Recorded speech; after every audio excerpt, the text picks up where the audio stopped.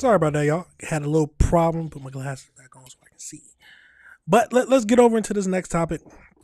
So, like I said, we got to talk about the Sider family. Y'all, if y'all don't remember, this was a horrible case where 16 children were found in deplorable conditions. And it seems like the mother, father, grandfather, and grandmother were all just sitting there letting it happen. But we're finding out more details about this horrible case, and we're finding out more details on the case that actually led them to this place in the first place. So let's get over into it and see what we can find out, y'all. Remember, if y'all like this type of content, hit that like button, hit that subscribe button, and hit that notification bell. Let's get over into it.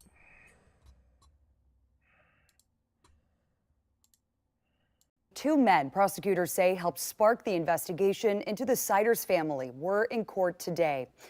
Brandon Henderson Sr. and Josh Saunders are now facing charges in a child sex abuse case. The Ohio Attorney General's office says the investigation first began in December. Two men, prosecutors. Today, a grand jury indicted 4 members of the Siders family in the Vinton County child endangerment case, nearly 2 months now after authorities say they found 16 children living in what they called deplorable conditions inside a Hamden home. 2 family members, Gary Siders Jr. and Elizabeth Siders, were also indicted on charges of sexual battery and unlawful sexual conduct with a minor.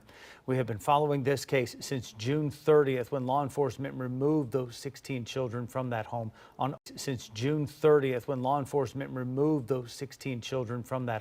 on Omer Street. But tonight we learn that child endangerment investigation is actually the third of 3 separate investigations. 10 TV's Libby Cathy is joining us in studio tonight to walk us through the new details. Libby? That's right, Yolanda. Jeff, we learned today what initially led authorities to the Siders home where they discovered those 16 children. It was a separate child sexual abuse investigation, one initially involving 2 children and 2 South Bloomingville men, according to authorities. That's 23-year-old Josh Saunders, you see him on your screen, charged with rape and gross sexual imposition, and 40-year-old Brandon Henderson Sr., indicted on 21 charges, including endangering children and sexual battery. These men were arrested today.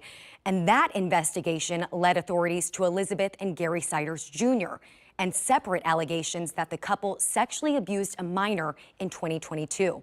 We're told that minor was not a member of their immediate family.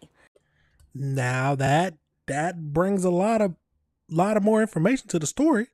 Because remember, y'all, a lot of people are saying, or even her defense attorneys are saying, that Elizabeth Sider is the victim, or is a victim in this case.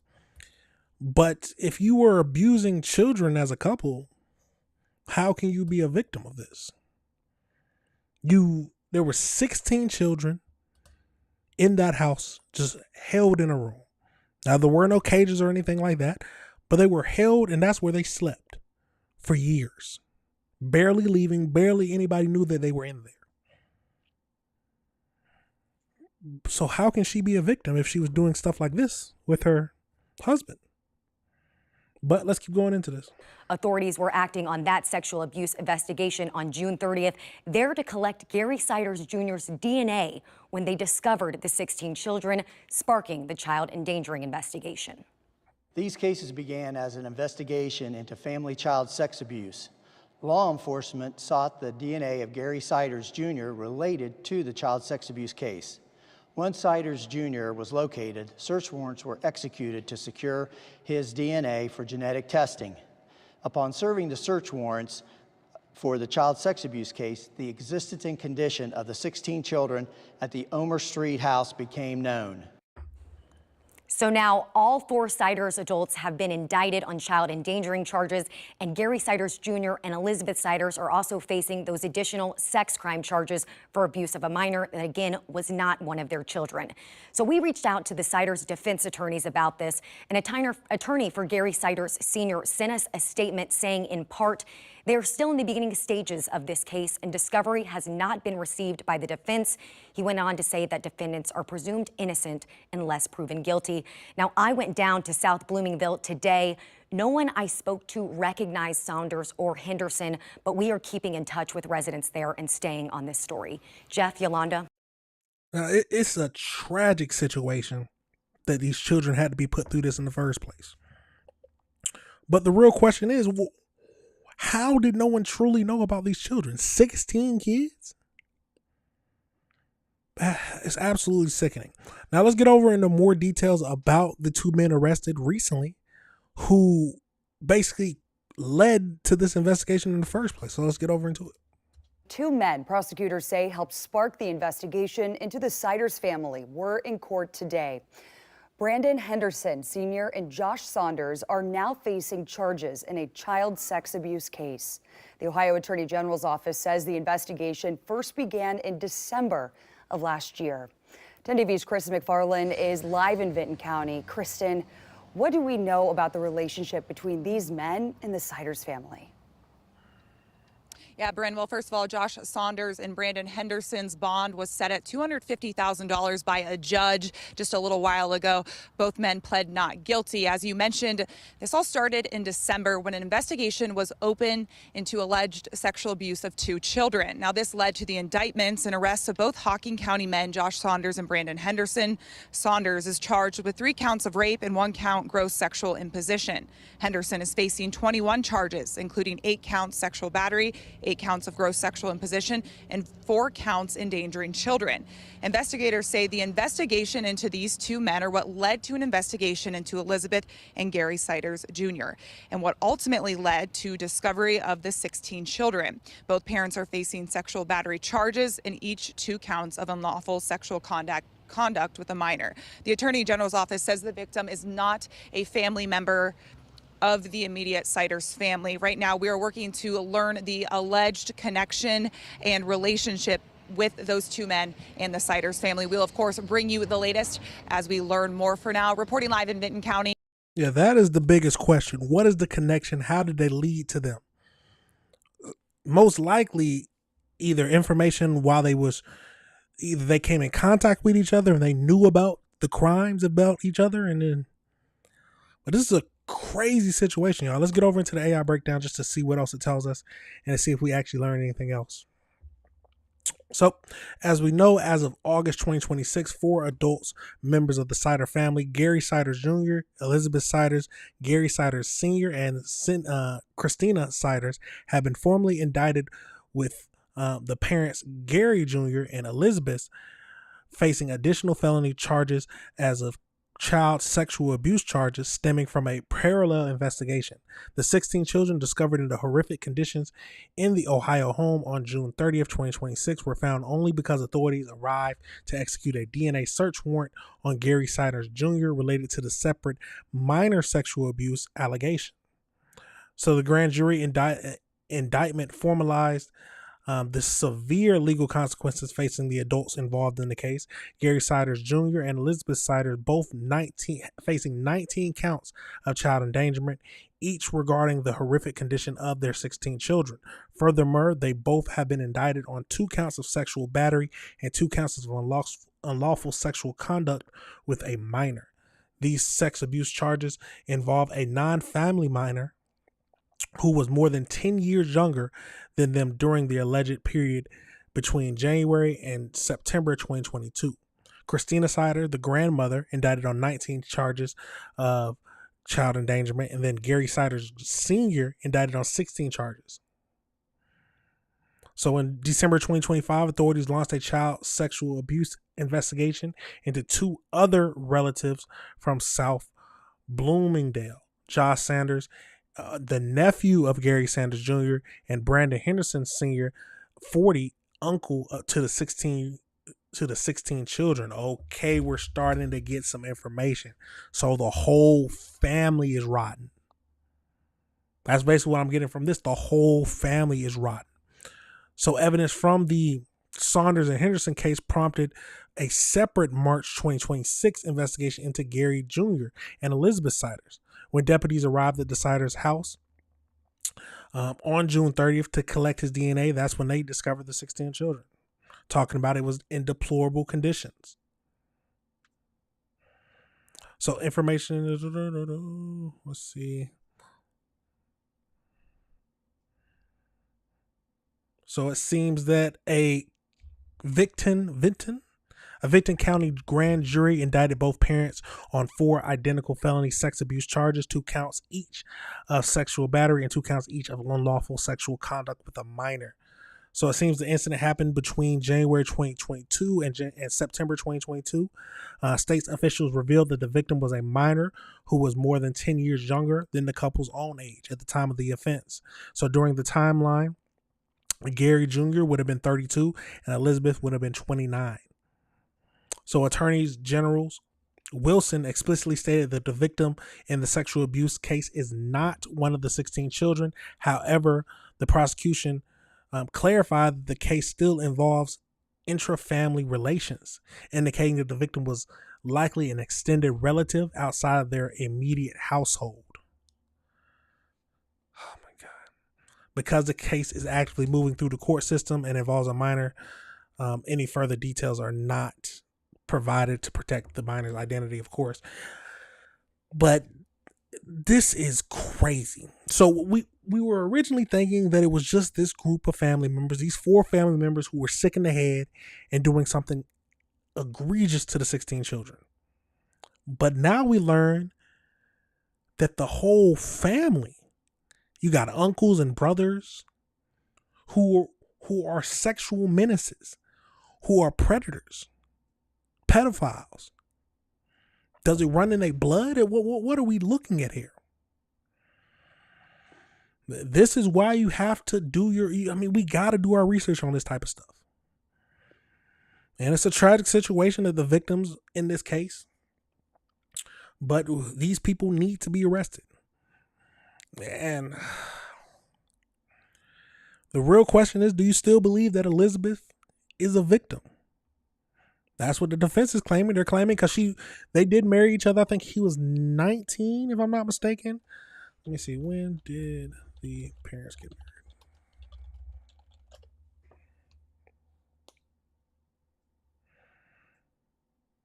married? Okay, yeah, see, people are saying she's a victim because he was 18 and she was 15 when they were married, when they legally got married, which I can understand that. But if down the road you sexually abuse a minor, are you still considered a victim? Or are you Stockholm syndrome, so where you become the predator yourself? Is that what they're trying to say? How will her defense even bring this up and explain this?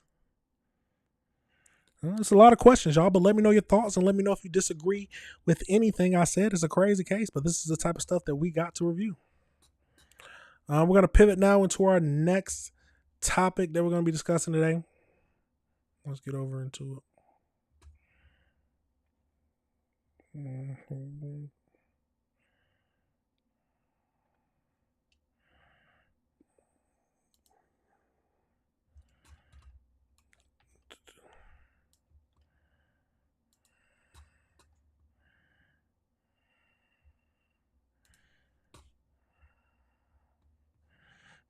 So let's get over into our next topic. The next topic we're going to be discussing today is we have a tragic case where we got to talk about this family. This family suffering from something no one would think. And it seems like the wife and the toddler ended up dying from a lightning strike while leaving their car and going into their home. 15 feet from another family member. It's a crazy situation, but of course, the father and husband is devastated. So let's get over into the story and see what we can find out. It's a tragic scene, but this is the type of stuff we got to look at, y'all.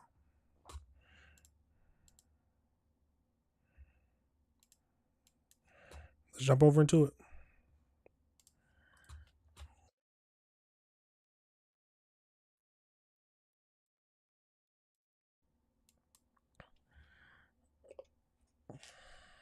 Right now at noon, tragedy after a mother and her 2-year-old daughter were killed with a lightning strike. The two found lying on a sidewalk on Sunday in Margate. The father and husband of the woman and child speaking to Local 10. And Local 10's Michaela Hightower is in Margate with more. Words can't describe that feeling. This patch of grass is the place Cameron Glasgow will always come back to. It's gonna be tough. to lose somebody that I've been with for half my life. It's the place that holds one of the final memories of his wife, Kenya, and their 2-year-old daughter, Kennedy. Margate police say the two were hit by lightning Sunday afternoon around 2:30. Cameron says he felt the electricity shock him. I got the actual aftershock from the ground. By the grace of God, I'm still here. But what he saw was far more painful. To turn around and see your wife and your daughter there lifeless is even worse.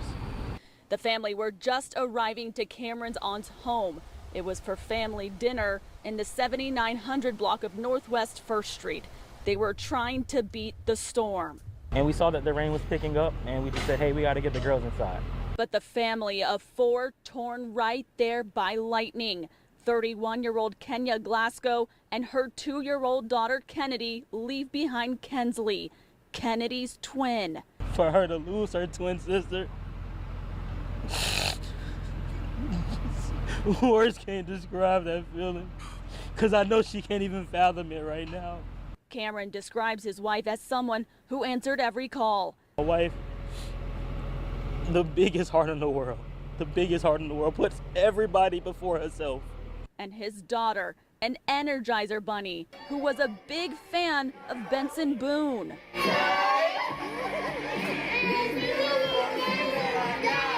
Like, I've never seen a 2-year-old sing Benson Boone on a karaoke with a mic, word for word. 2 years old and as clear as day. Beautiful Things, that's her favorite song. This is awful. This is one of the saddest things I've seen in a while. I can't imagine the pain the father's going through. You the woman you've loved and lived with half your life, gone. Your one of your daughters, the twin, is gone. You're going to have to talk to somebody about this. I don't know if I could just deal with it, because a lot of times us men, we think about it just dealing with the issues on our own, but this is something too much for anybody. I'm praying for this man, and this is something that no one would ever expect. Let's keep going into this, though. Such a heartbreaking story. Now, Cameron did tell us his other daughter doesn't know yet about the tragedy, and it's going to be a very tough conversation. And right now he says he's leaning on his faith to help him through this just unfathomable, difficult time. At the end of the day, that's all you can do. Lean on your faith. Lean on your faith. But trying to explain that to a young girl, I don't even. Oh my God, I wouldn't wish that on anybody. Let's get over into the next video and just hear about how the neighbors felt about this and what they felt. First at 11, a mother and her toddler killed by lightning on a sidewalk in Margate. Someone saw it happen and tried to save them. Tonight, that person is speaking out. Good evening, I'm Chelsea Jones. CBS News Miami's Nakaya Carrero was your reporter in Margate with the desperate attempt to help. I spoke to a neighbor who walked out of his home and saw the mother on the ground, her baby laying just feet away from her. He tells me it's something he won't ever forget. I heard a loud thunder and an orange glow through my windows. Prince Moody rushed his family to their Margate home as lightning moved into the area. My son now said to me, hey, Dad, I think, somebody got hit. There's a lady on the floor. And I'm like, no way, stop, man. He's like, no, look. And I looked through my window. I saw a lady on the floor. That's when Moody says he rushed across the street on the phone with 911. I'm trying to talk to the family first, who's there, and say, hey, look, might have to perform CPR. Let's turn her over, see what's what. As I turned her over, the condition that she was in, with the lightning strike, it was not in my best interest to perform CPR like that. Margate police say the call came in around 2:30 this afternoon for 2 people struck by lightning. It happened in front of a home on Northwest 1st Street, right off Northwest 80th Avenue. When police and fire rescue crews arrived, they began to try and save 31-year-old Kenya Glasgow and her 2-year-old daughter. Moody says his heart breaks for the 2 victims. At the end of the day, we're human. And it's a little baby, and it's an unresponsive mother, and it's good neighbors, really good people. The mother. Honestly, I wouldn't know what to do in that situation either. I don't think getting struck, I wouldn't know if CPR is the right thing or not. I would have to call someone. But it breaks your heart when you think when you want to do something to help, but you don't even know if you can. Oh my God, I couldn't wish that on anybody, y'all. Let's keep going. Mother and daughter were rushed immediately to the hospital, but police say unfortunately they died shortly after arriving. In Margate, The father is broken right now. He's going to take some time to heal, because half of your family gone in an instant. In an instant is crazy to me. You have to, it just makes you want to be around your family more, because you never know when it can be your last time spending some time with them.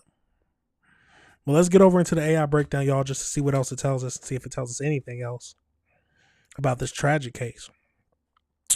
So as we know, on August 23rd, 2026, a 31-year-old Kenya and her 2-year-old daughter, Kennedy, were tragically killed by a lightning strike in Florida. The incident occurred around 2:30 p.m. as the family arrived at the relative's home. As weather conditions quickly worsened, Kenya and Kennedy exited their vehicle to rush inside. They were struck on the sidewalk just 15 feet away from the father. The father and the twin were still inside of the vehicle, and they were not physically harmed. First responders and the neighbor attempted life-saving CPR at the scene, but both victims were pronounced dead shortly after arriving at the local hospital. The National Oceanic and Atmospheric Administration emphasized that no place outside is safe during a thunderstorm. To protect yourself and the family, adhere to the following safety procedures. Seek substantial shelter. At the first sound of thunder, immediately move inside a fully enclosed building with wiring and plumbing or metal-topped hard roof vehicle. Understand the danger distance. So lightning can strike up to 10 miles away from the rainfall. Do not wait for the rain before starting to seek shelter.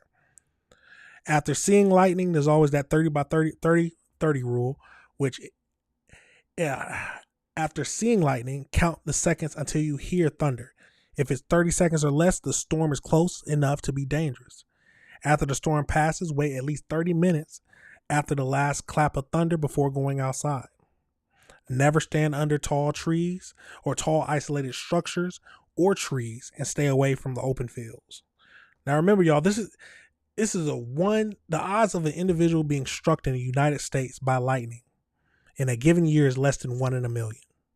According to the data from the Centers for Disease Control, over a typical 80-year lifespan, that's 1 in 15,000. An estimated 270 people are struck by lightning annually, but nearly 90% of all lightning strikes victims survive the event. Fatalities are relatively rare, with records that annual U.S. lightning deaths typically fluctuate between 11 and 40 per year. 90% of them survive. Oh my God. Hey, I couldn't read that stat as a father. I can't. Oh my God. But no one would think that. They're literally just trying to get their kids into the house as fast as possible because the storm is coming. But it was already there. And then the mother, wife, and twin daughter die 15 feet away from you. I'll be broken down just like him. Just praying. That's all I could do. And trying to understand how I'm going to even think of explaining this to her twin sister, who's too young enough to even understand what's happening. But eventually she's going to ask, where's my sister at? Can I see my sister? I wouldn't wish that on any kind of father's heart. We got to pray for this man. We got to pray for the family. But remember, y'all, Mother Nature is something to never trifle with.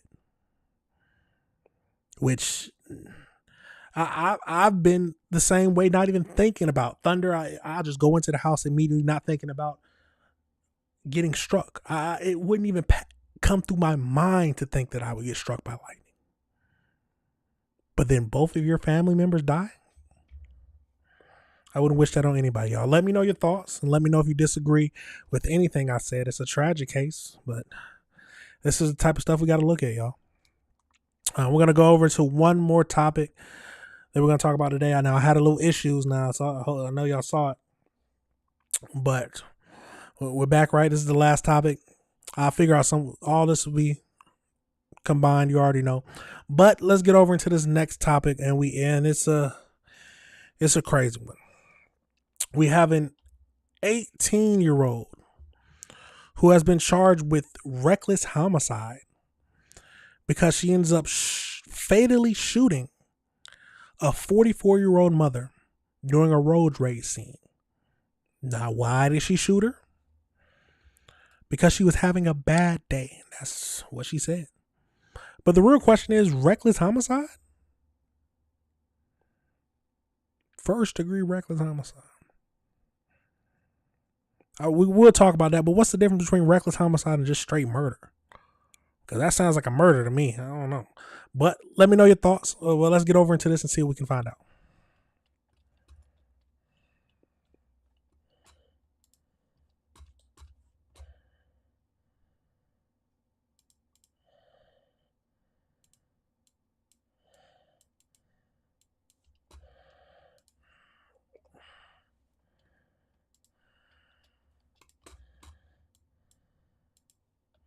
More about the woman police say was shot and killed during a road rage incident. The medical examiner's office has now identified the victim as the 18-year-old who was arrested and remains in custody. Fox 6's Bria Jones spoke with a witness. 24 hours after a deadly road rage shooting Monday afternoon, a Milwaukee family returns to the scene at 10th and Lapham, mourning the loss of a beloved mother, wife, and sister, 44-year-old Minerva Hernandez Lopez. I was in the parking lot over there in the alley, and I heard about 5 to 6 gunshots. Jesus Ferreira says he was one of the first people to try to render aid to Hernandez Lopez. I took off my shirt to try to stop her from keep on bleeding, but there was just way too much blood. Shattered glass remains here on scene where surveillance video shows the two vehicles stopping after detectives say they were chasing each other moments before the shooting. She couldn't say anything because she had a gunshot from here, from her face onto her neck, and she just kept pouring blood, and she just let out. Police say an 18-year-old woman was arrested. Fox 6 reviewed surveillance video from a neighbor showing the incident. She was uncomfortable sharing the clip publicly. But in the video, we saw two vehicles were following each other when the victim backs up before both cars made a U-turn. Seconds later, Hernandez Lopez gets out of her vehicle and collapses in the street. It's traumatizing, but we as a city, we need to come together and stop all this, senseless acts of violence. It's not worth losing someone's life over road rage. Now, my main question is, why were they chasing each other? Who was chasing who? What started the incident in the first place? Because 18 years old, you pull out a gun and start killing someone? You deserve to be behind bars, y'all. Let's keep going. Milwaukee, Bria Jones, Fox 6 News. Thank you, Bria. At last check, the 18-year-old woman arrested in this particular case has not been identified. The Milwaukee Police Department says charges have been referred to the district attorney's office. But we have it, so let's get over into this next video because she has been identified. Prosecutors say the 18-year-old charged in a deadly road rage shooting told police she was having a bad day and threatened to call ICE on the victim. Late today, prosecutors filed reckless homicide charges against Mariah Ruiz for the shooting near 10th and Lapham on Monday. Investigative reporter James Stratton is here with us tonight, detailing what led up to the shooting. And James, a complaint says Ruiz admitted to pulling the gun and pulling the trigger. Admitted to pulling the trigger, Derek, telling police she wasn't sure why she pulled the trigger, according to the complaint. She said she was, quote, having a bad day and had been fighting with her mom. Now she's in jail facing a homicide charge. Crime scene tape crisscrosses the intersection of 10th and Lapham in the middle of a Monday afternoon. Moments earlier, prosecutors now say 18-year-old Mariah Ruiz shot 44-year-old Minerva Hernandez-Lopez, killing the mother in a road rage shooting. There is something wrong with the youth of today. She said that the reason, she don't know why she shot her, but she was just having a bad day because she got in an argument with her mama. So I guess that's what comes from her having a bad day, killing a woman. Yeah. Witnesses rushed in to help. We tried everything we could do to help her. It's something traumatic I've never seen. And Late Friday, prosecutors charged Ruiz with first-degree reckless homicide. Police say Ruiz cut off the victim's Yukon while driving. Then an exchange of words, the victim saying, "Little girl, you need to drive." The teen returning with expletive, "I'll call immigration on you," while pulling out a gun and following her, according to the complaint. The complaint does not indicate if the two knew each other. Prosecutors say a short time later, video shows Hernandez-Lopez GMC Yukon then back up and bump the front bumper of Ruiz's car. Prosecutors say Ruiz shot at the Yukon 5 times and then 4 more as both cars sped away. One of the bullets, according to prosecutors, went through Hernandez-Lopez's shoulder and neck, killing her. Prosecutors say Ruiz admitted to threatening to call ICE on Hernandez-Lopez, chasing her in her car, and shooting and killing her. Ruiz turned herself in at District 2, admitted to the shooting, and wrote a letter to apologize to the victim's family. The complaint says she told police she was having a bad day and had been fighting with her mother. She stated that she did not mean to hurt the victim, and she is not sure why she did it.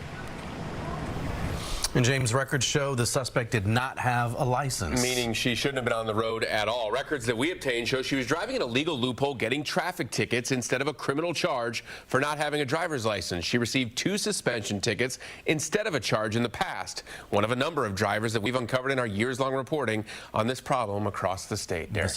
What you mean she just kept doing this?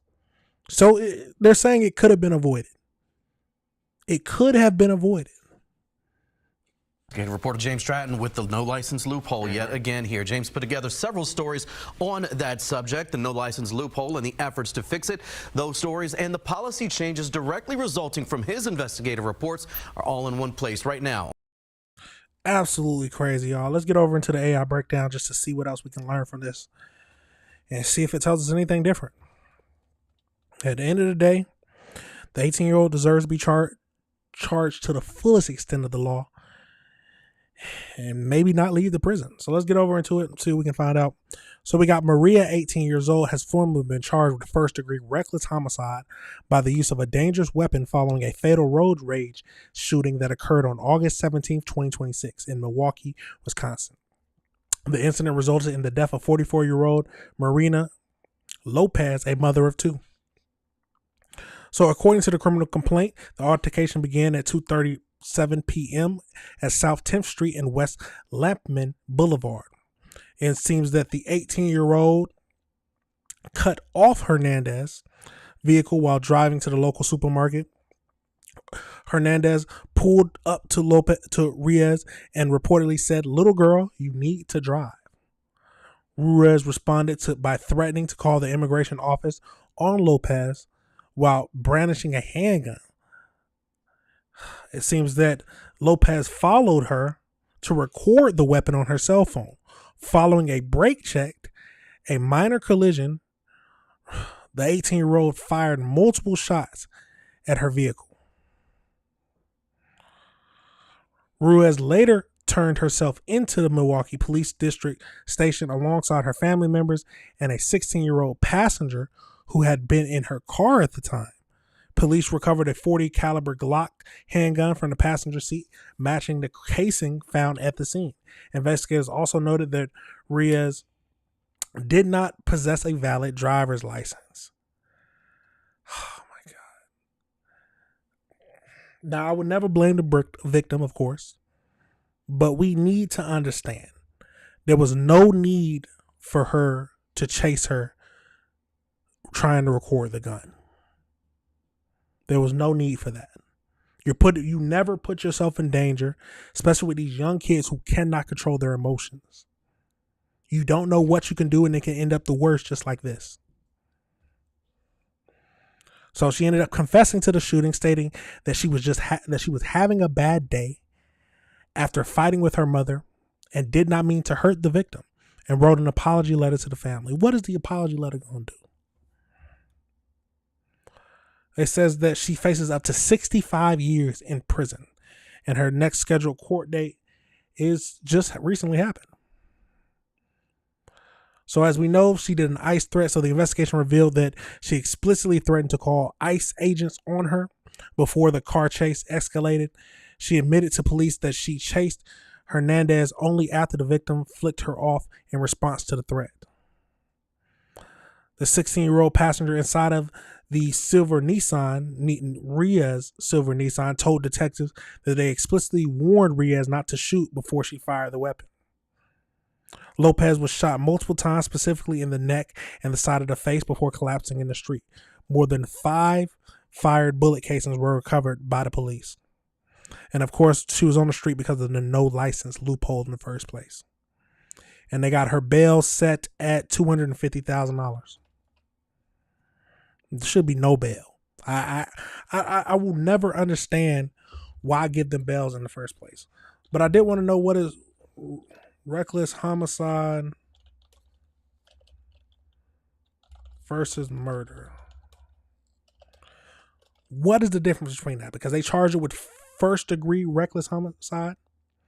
So the core difference, let's get over to this. The core difference in Wisconsin law is that murder, first degree intentional homicide, requires an explicit intent to kill, whereas first degree reckless homicide requires causing death through actions that show an utter disregard for human life without specifically intending for the victim to die. But if you shoot at, I don't understand. If you shoot at someone with a gun, isn't that intending for them to die? I mean, you can say you weren't intending for them to die, but come on now. You shoot at somebody, what you expect? But I guess. But that is crazy to me.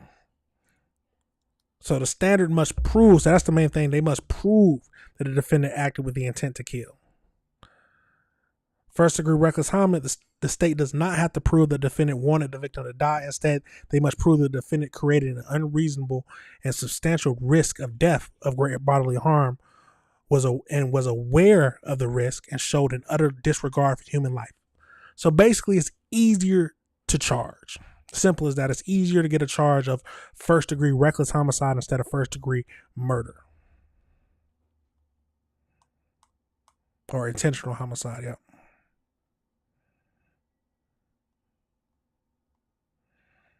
So it seems that one gives you life in prison, or carries a mandatory sentence of life in prison, and the other one can give you a maximum penalty of 60 years plus an additional 5 years if it's a dangerous weapon. It's a crazy thing, y'all, but at the end of the day, be aware of your surroundings. Do not chase after people with guns trying to record.